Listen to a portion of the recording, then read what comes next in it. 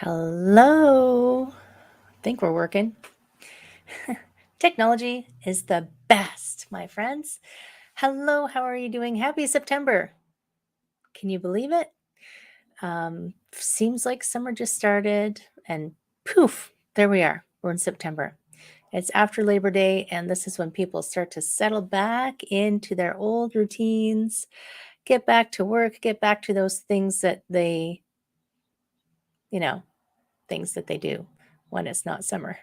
What do people do when it's not summer? Everything else. That's what they do. So, this is Heather. This is the Back to Me podcast. And yes, it is September and it's autumn. And I hope that you are having a nice transition into autumn. And today's topic is called It's All in Your Mind. And this came about because this past weekend, some of you know, or maybe you don't know, that something that I do in the summer is that I am a kayaking instructor and I guide kayak trips. And I was guiding a group of another co-guide and myself were guiding a group of 8 ladies in Georgian Bay, which is northern Ontario on one of the Great Lakes. Georgian Bay is on Lake Huron, and it's quite a sizable piece of water. If you've never been to the northern part of Ontario and you've never seen Georgian Bay or Lake Superior or some of these big bodies of water, and you're just used to the small lakes, it can be a bit intimidating the first time you're there. And what I've this the topic today came because of some things I was thinking about during this trip and during some of the conversations that I was having. And so some of these ladies, sometimes you think, oh, it's going to be so exciting. And you don't really know what you're getting into, which is sometimes a good thing because you might not do it if you knew exactly what was going to happen. I mean, I know sometimes parents will say, if I had known that this was what childbirth was going to be like, I might have skipped it. But that's a whole other topic. So some of these ladies, so we are camping for 4 days, 4 days of camping. We're not camping where there's, you just if it's raining, you go get in the car. We kayak out into Georgian Bay and we camp on an island. There is a thunderbox. If you don't know what a thunderbox is, imagine an outhouse without the house part. It's just a box with a lid on it. It's lovely though. Take my word for it. It's actually quite a luxury to have a thunderbox. And we're camping. There's no running water. You're cooking over camp stoves. You're making fresh water. You're kayaking. You're sleeping in tents. And if you've never done camping before, that's the first thing something that you're learning, something a challenge for you to learn. If you've never kayaked before, you're learning how to kayak at the same time. So there's a lot of things happening. And it turned out that the day that we went out, there was a bit of a headwind. And we had a little bit of wave action.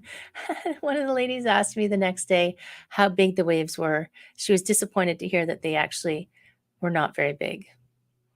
In her mind, they were 10 feet high. And when I say it's all in your mind, sometimes when we tell someone it's all in your mind, we're just being very dismissive, aren't we? We're just saying, oh, get over it. It's all in your mind. But your mind is a very powerful thing, and it can decide your experience of a situation sometimes. So one of the ladies told me that she thought she was going to die when we were paddling back from the trip. So it was now Sunday afternoon and they had now been out for 4 or 5 days and they were getting used to it. She said the first day she really thought she was going to die, even though she knew logically that I was not going to let her die, obviously. She was probably not really in any danger, any major danger. There's definitely challenge. There's definitely challenge for her physically, just all the environmental things, but she was not in danger of dying from kayaking in a few waves. But she thought she was going to die. And I started thinking about perspective and how your mind will tell you something and you completely believe it, right? The mind is very powerful. So imagine the placebo effect.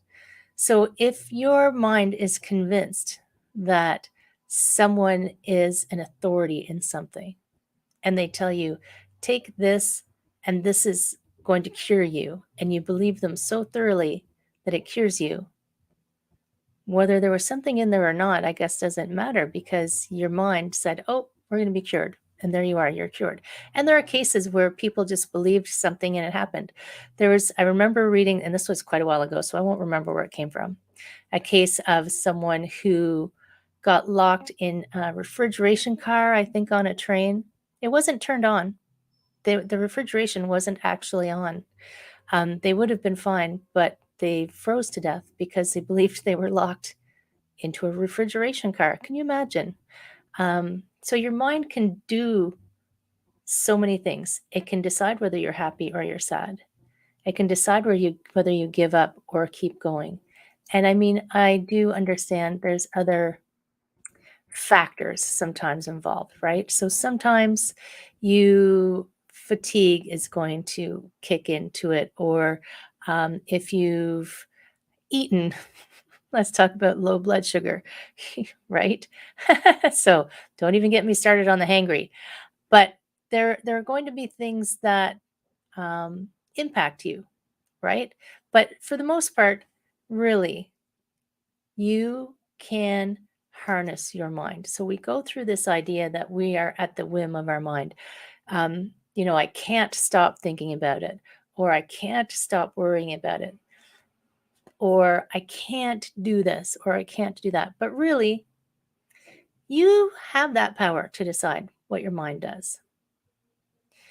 It takes a little bit of practice. You probably have not, if you feel like you are at the whim of your mind, if you think that you can't control your thoughts, that you can't change what you think about, then you probably haven't exercised that muscle enough.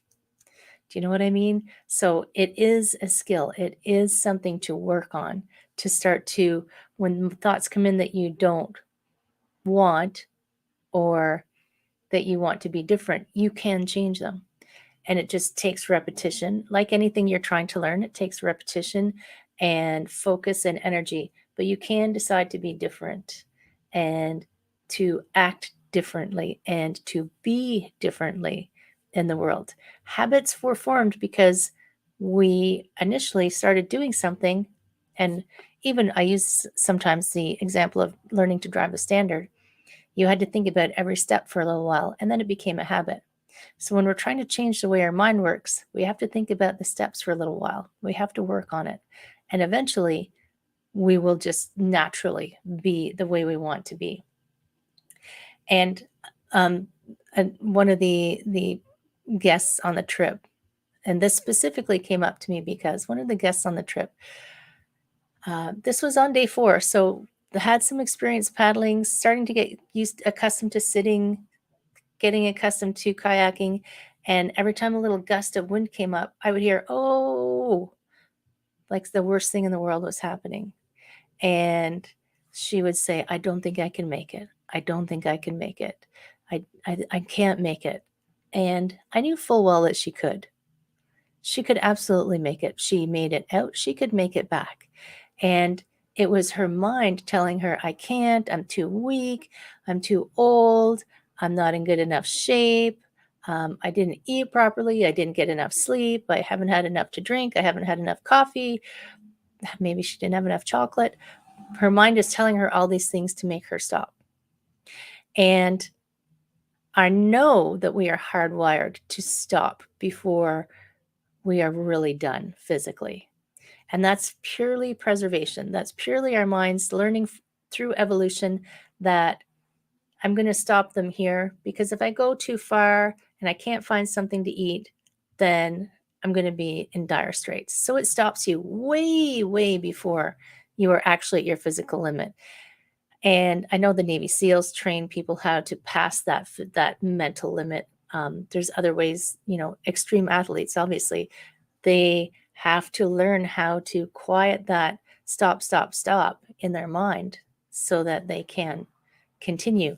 I'm going to utilize that technique myself in a couple of weeks when I do my 110-kilometer kayak adventure race, because who paddles 110 kilometers? It's going to take me probably 20 hours.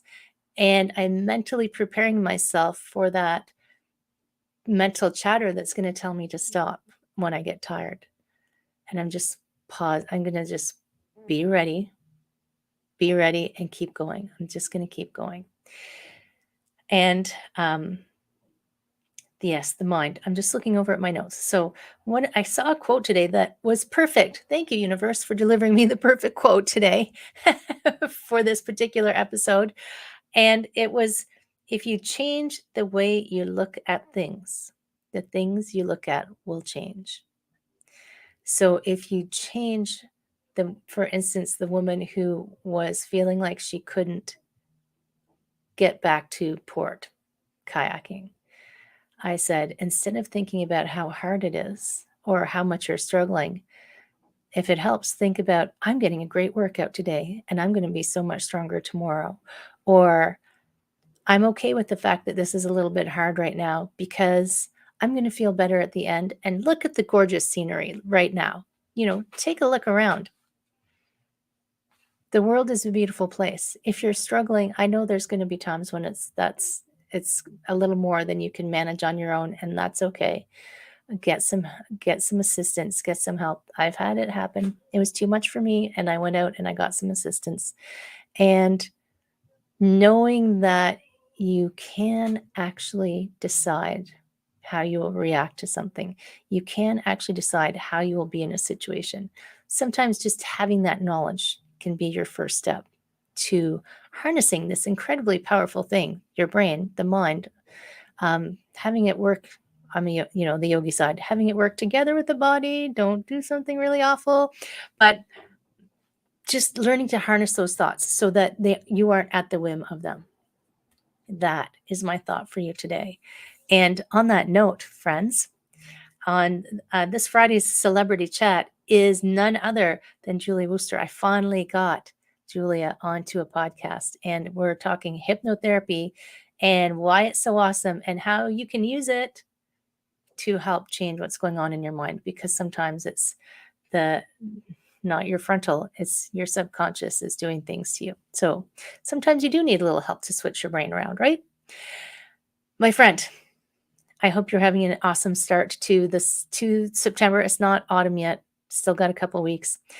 And if you do need some help, even if you just need some resources, I have lots of contacts. I have lots of people that I can help connect you with. If you want to have a conversation, if you want to have some coaching, anything that you need, send me a message, send me a direct message, whatever you need. I would be happy, happy, happy to chat with you.